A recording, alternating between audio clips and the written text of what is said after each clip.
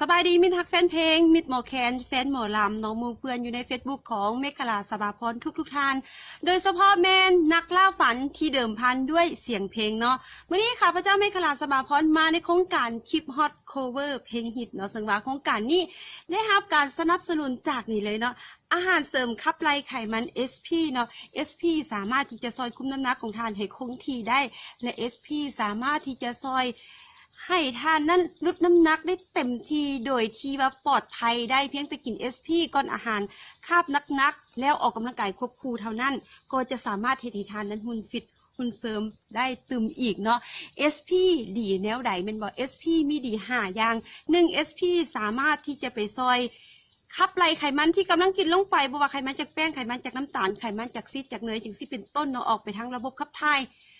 เว้าง่ายๆกินเท่าใดกับบ่ตุ้ยถ้ากิน SP ไปก่อนเนาะอันที่2 SP ซอยเผาผลาญไขมันที่สะสมในร่างกายของเฮาย้อนอายุหลายบ่อย่างประมาณนี้หรือว่าระบบเผาผลาญบ่ดีนี่ถ้ากิน SP ไปนี่นะ 2-3 มื้อจะเห็นผลได้เลยว่าเ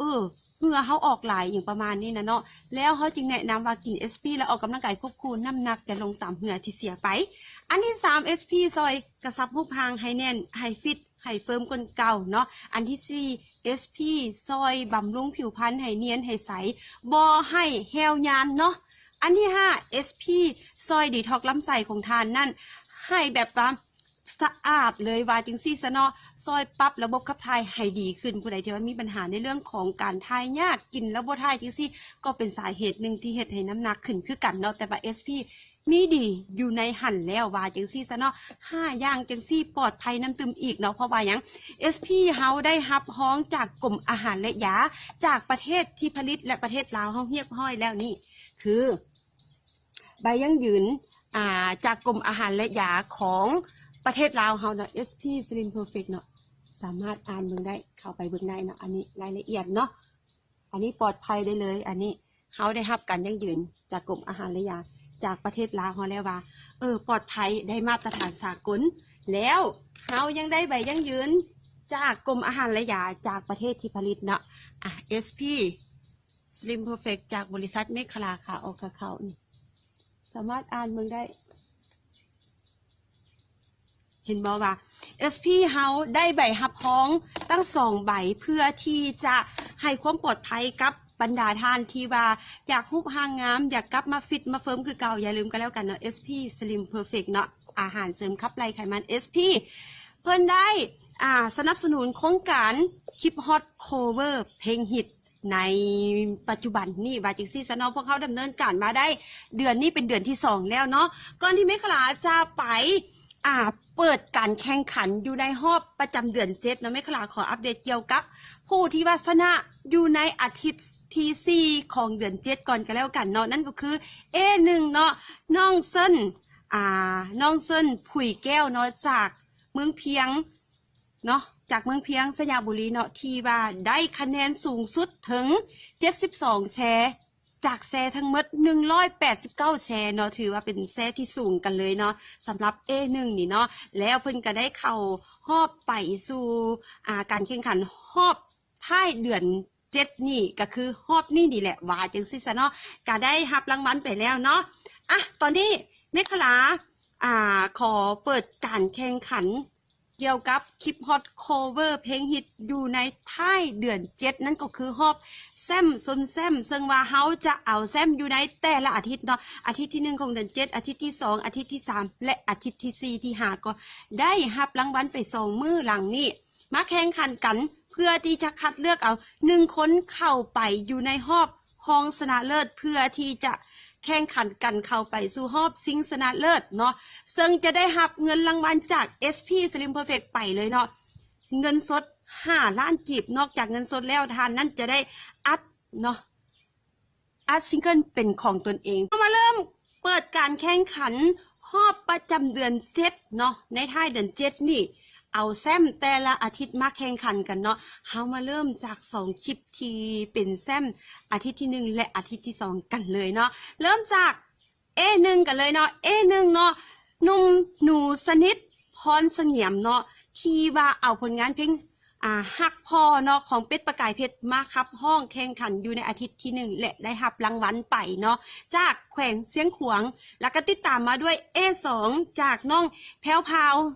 สีบุละเนาะจากแขวงจำปาสักเนาะเพิ่นเอาผลงานเพลงย้ำจนฮักดีย้ำมีหลายใจมาครับห้องและก็ได้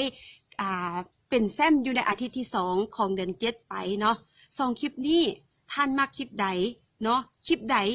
จะคล้องใจทุกท่านแล้วเข้าไปสู่รอบต่อไปชมพร้อมๆกันเลยเจ้าคำว่าพอบ่อาจเปรียบใดกับคำใดคำนี้ยิ่งใหญ่ความหมายเกินจะบรรยายเป็นคำเว้าสั้นๆแต่มีความหมายจากใจสื่อความหมายเป็นตัวแทนของความเมตตาห้อยดวงใจร่วมกันให้ความปาณีสั่งสอนลูกนี้ให้เป็นคนดีของสังคมมีจิตใจเมตตามันศึกษาศีลธรรมจริยธรรมแล้วทำแต่คุณงามความดีแต่แล้วก็ถึงวันที่พ่อนั้นต้องจากไปน้อมส่งด้วยใจให้พ่อไปสู่สวรรค์ก่อนที่พ่อจะจากลาพ่อยังย้ำเป็นครั้งสุดท้ายก่อนจะจากไปให้เจ้าเฮ็ดดีทำดีคุณของพ่อนั้นเปรียบดังภูเขากาคุณของมารดาเปรียบเหมือนดังฟ้ากับดินพระคุณล้นพ้นยิ่งใหญ่บ่อาจทดแทนหมดสิ้นศาสนามีจริงขอเป็นลูกพ่อตลอดไปศาสนามีจริงขอเป็นลูกพ่อทุกศาสตร์ไปข้าวทุกข้าวยากจำเจ้าลวกผักก็กินนำกันถือความหาเป็นสิ่งสำคัญสิไปใส่นั้นบอกลากันก่อนเป็นห่วงเป็นใยเอาใจใส่ในทุกขั้นตอนโลกหลายใจนี้มาเสกสนในตอนที่เฮายังจนข่าวทุกข่าวยากยังถือแน่นหนักสัญญาสาบานพอชีวิตดีขึ้นมานั้นก็เริ่มเปลี่ยนผ่านเวียนเธอนำสังคมใส่แต่อารมณ์อยู่เหนือเหตุผลอยากเลิกลาคนเก่าละล้นอยากเอาคนใหม่มาอยู่นำยามจนฮักดียามมีหลายใจสั้นบ่ขอถามเจ้าจอสิตอบได้บ่จักคำแต่กี้บ่ตัวแล้วนี่ลงตัวได้ทุกยามสืบผู้ในการกระทำบ่สำนึกยอมเสียเปรียบสักทีเฮ็ดได้อยู่บ่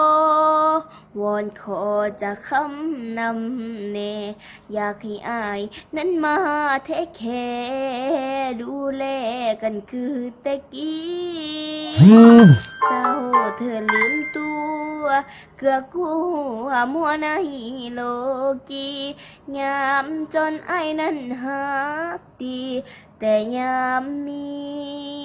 คือมาลายใจ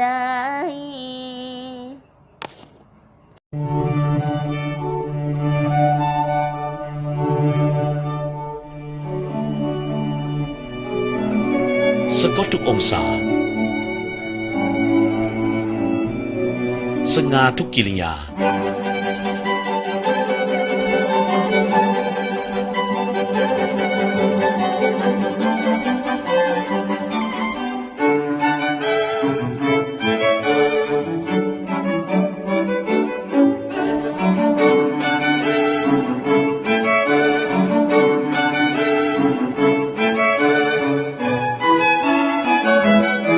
SP Slim Perfect ผลิตภัณฑ์อาหารเสริมขับไล่ไขมัน SP สิ่งดีๆที่มีไว้เพื่อแบ่งปันโทรสอบถามได้ที่เบอร์ 030999535 WhatsApp 02059666866 นำเข้าหรือจะจำหน่ายโดยบริษัทเมฆขลาขาออกขาเข้าเพียงผู้เดียวทั่วประเทศพิเศษจะส่งฟรีทั่วประเทศผ่านพ้นกันไปแล้วเนาะ2คลิปเนาะยังจื้อกันได้บ่มักใดเนาะผู้ใดที่ว่ายังเสียน้องหนูสนิทหรือว่าน้องแพรวพราวก็สามารถที่จะให้คะแนนกันได้เลยเนาะง่ายๆเพียงแต่ทานนั้นแชร์คลิปนี้ไปแล้วใส่หมายเลข A1 หรือ A2 เนาะแคปหน้าจอที่แชร์ไปแล้วโพสต์ลงกล้องคอมเมนต์นี่เท่านั้นเนาะ1แชร์1เฟซได้1คะแนนให้กับผู้เข้าแข่งขันเพื่อที่จะได้เข้าไปสู่รอบต่อไปเนาะผู้ใดที่ว่าเสียผู้ใดอยู่เนาะเสียให้ถึงฟังถึงฝันเด้อมิตรทักแฟนเพลงหรือว่าหมู่เพื่อนอยู่ใน Facebook ของเมฆลาสบาพรทุกท่านและสามารถที่จะกดติดตามอยู่ใน Facebook ของเมฆลาเด้อเพื่อที่จะเบิ่งผลการแข่งขันอยู่ในแต่ละอาทิตย์หรือว่าผู้ใดที่ว่าต้องการอยากจะเข้าร่วมการแข่งขันโครงการคลิปฮอตโคเวอร์เพลงฮิตนี่ก็สามารถที่จะอัดคลิปของทานนั่นเข้ามาร่วมโครงการเฮาได้เพราะว่าโครงการเฮาจะมีการแข่งขันทุกอาทิตย์ไปจนฮอดท้ายปีและกะถ้าว่าโครงการนี้เฮาไปดีเฮาจะมีปีต่อๆไปเลยว่าจังซี่ซะเนาะเพียงแต่ทานนั้นอัดคลิปความยาวบ่เกิน2นาทีเพลงที่จะเอามาโคเวอร์ต้องเป็นเพลงลาวเท่านั้นเนาะห้ามนุ่งเครื่องโป๊ห้ามเต้นอนาจารและผู้ที่จะส่งคลิปเข้ามาร่วมโครงการเฮาต้องบ่เคยอัดแผ่นเสียงมาก่อนแล้วก็ส่งมาที่ Messenger ของทาง Facebook ของเมฆลาสบาพรได้เลยแล้วก็อย่าลืมกดติดตามอยู่ใน Facebook ของเมฆลาเด้อเพื่อที่จะเบิ่งว่าการแข่งขันคลิปเฮาหั่นจะลงแข่งขันอยู่ในอาทิตย์ใดเพื่อที่จะแชร์เพื่อที่จะส่งให้หมู่ส่งกำลังใจ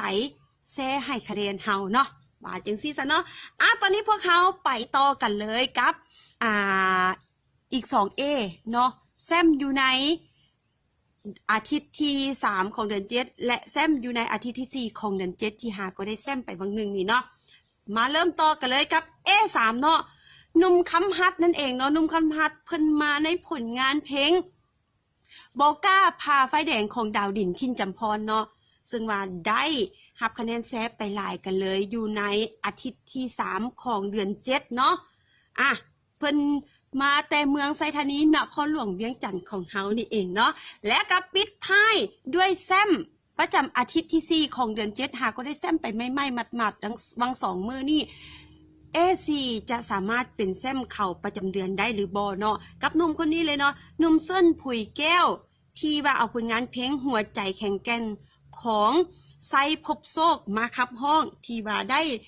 ฮับแซ่ไปหลายกันเลยอยู่ใน2มื้อที่ผ่านมาเนาะจากเมืองเพียงแขวงสยบุรีไปเบิ่งกันเลยเนาะว่า2คลิปนี้จะสามารถเอาชนะ2คลิปก่อนที่ได้หรือบ่เนาะไปชมพร้อมๆกันเลยเจ้า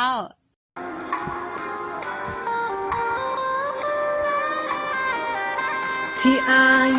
มาสร้างย้อนบอกกล้าพาไฟแดง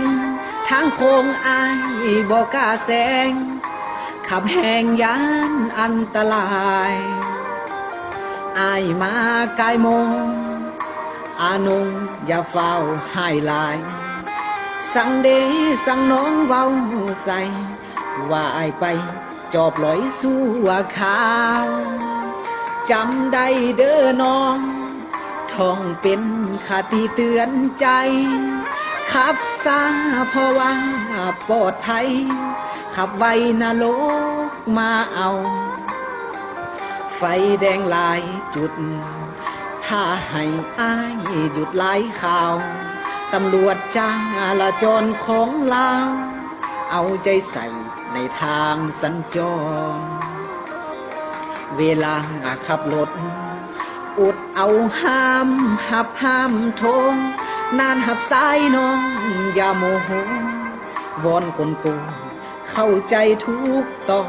นอายบ่หับสายย้อนอายถือกฎจราจร ถ้าฝ่าฝืนถูกไม่แน่นอนกฎจราจรวางไว้แล้วนะบ้านเมืองเจริญทางเดินรถหลายรถติดจนว่าเป็นสายพาให้ซาไปผ่านกายเวลาน้องผู้รอคอยหาว่าอายจอบร้อยแล้วมาสาเหตุที่อายมาซาย้อนอายบอกกล้าสิฝ่าหัวใจแข็งแกร่งบางครั้งก็หมดแรงสู้ทนต้องเจ็บต้องละทนและเข้าข้างเดียวพอคนที่เฮาหาเขาบ่เคยแลเดียวต้องทนอยู่คนเดียวตลอดมาอยากจะโทษฟ้าที่พาสองเฮามาพบกันหนึ่งคนต้องเจ็บซ้ำงงการกระทำอีกหนึ่งคนฟ้าคงลิขิตในวันเวลาที่โหดหายใจต้องแตกสลายเมื่อเขาจากไปก็อยากจะดึงเอาไว้วันที่ต้องจากกันก็รู้ว่ามันทรมานแต่สุดท้ายวันนั้นก็มาถึงวันต้องจากลาก็ได้แต่ยืนยิ้มเก็บอาการเอาไว้แม้หัวใจตรงนี้จะอ่อนล้าก็ได้แต่ยืนยิ้มให้เจ้าทั้งน้ำตาให้เขาพาคนดีไปสู่ทางฝันที่คนนี้บ่มีปัญญา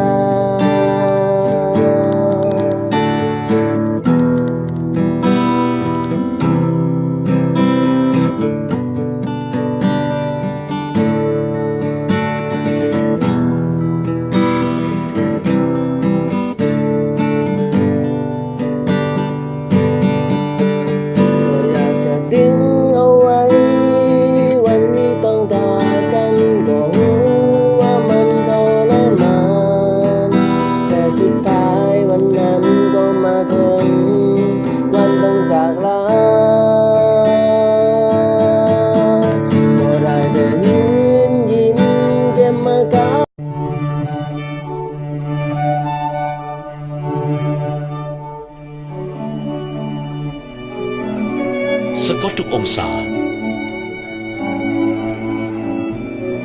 สง่าทุกกิริยา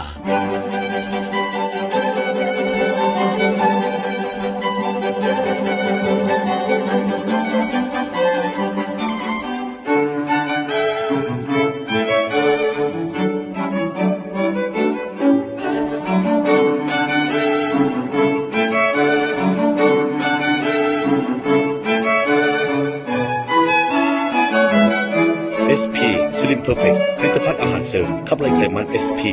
สิ่งดีๆที่มีไว้เพื่อแบ่งปันโทรสอบถามได้ที่เบอร์ 030999955 WhatsApp 02059666866 นำเข้าหรือจะจำหน่ายโดยบริษัทเมฆขลาขาออกขาเข้าเพียงผู้เดียวทั่วประเทศพิเศษจะส่งฟรีทั่วประเทศผ่านกันไปแล้วเนาะกับ4คลิป4แซมประจำเดือน7ที่จะมาแข่งขันกันเพื่อที่จะเป็นแซมประจำเดือนเข้าไปสู่รอบห้องชนะเลิศเพื่อที่จะไปซิ่งเงินรางวัลมูลค่า5 ล้านกีบพร้อมกับได้อัดซิงเกิลเป็นของตนเองเนาะมักใด A1 A2 A3 A4 ก็สามารถที่จะให้คะแนนกันได้เนาะง่ายๆเพียงแต่แชร์คลิปนี้ไปแคปหน้าจอที่ท่านนั่นแชร์ไปเนาะแชร์คลิปนี้ไปใส่รหัสเนาะเขียนใส่ว่าใดที่ท่านนั้นมักแล้วแคปหน้าจอที่แชร์ไปโพสต์ลงกล้องคอมเมนต์เท่านี้เนาะ1แชร์1เฟซได้1คะแนนให้กับผู้เข้าแข่งขันว่าจังซี่ซะเนาะแต่1ไลค์คือ1กำลังใจให้กับโครงการดีๆที่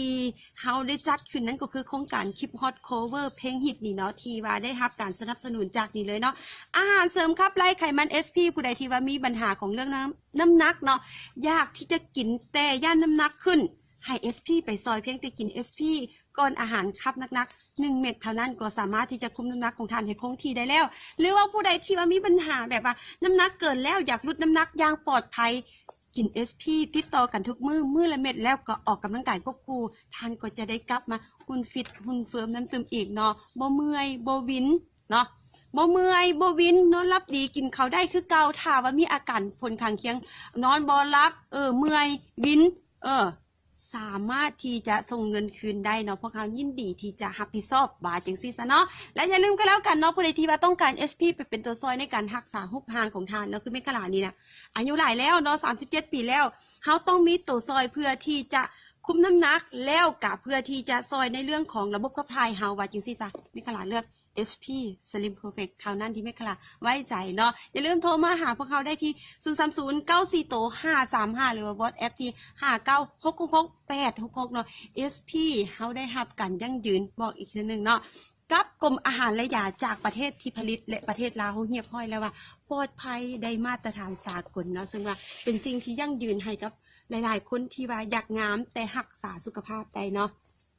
อย่าใจห้อนเนาะถ้าอยากงามและปลอดภัยเนาะเพราะว่าสุขภาพเป็นสิ่งที่สำคัญกับเฮานอกจากความงามแล้วเฮาต้องเบิ่งว่าสุขภาพเฮาดีหรือบ่เลือกผลิตภัณฑ์ที่ดีๆและได้รับการไว้วางใจจากหน่วยงานที่ได้มาตรฐานหน่วยงานที่เป็น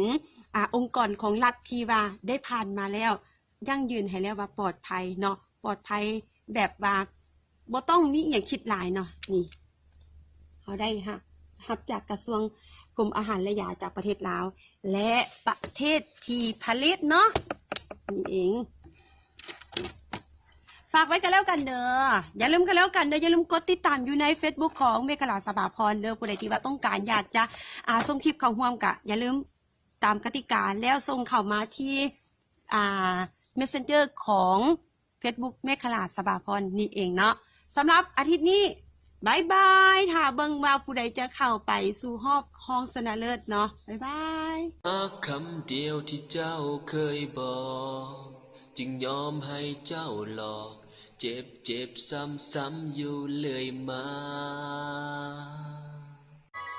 ดึกเดินค่อนคืนยืนเฮ็ดหน้าที่อย่างสมศักดิ์ศรีหน้าที่ทหาร เคยฟังแนวนี้ไปดังอยู่ทางคงใต้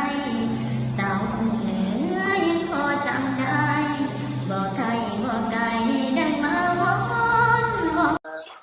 สามอำสามอาจดหมายส่งข่าวมา